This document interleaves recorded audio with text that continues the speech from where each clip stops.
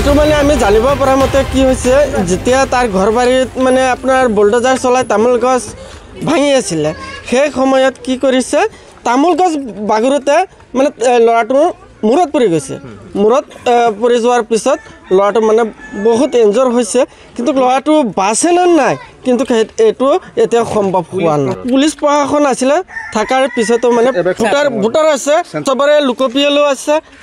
অৰ্থাৎ 2005 চনৰ পৰা 2025 চনলৈকে আমাৰ ইয়াত ভোটাৰ তালিকাত নাম অন্তৰ্ভুক্ত হৈ আছে ৰেচন কাৰ্ড আছে PM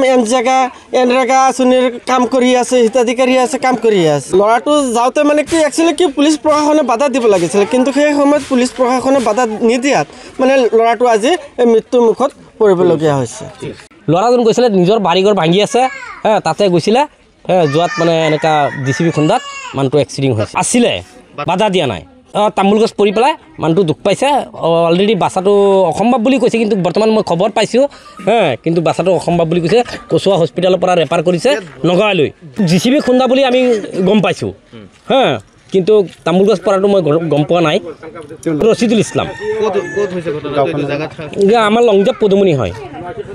যিকোনো খবৰৰ বাবে যোগাযোগ কৰক 7099017330 লগতে 7099017110 নম্বৰত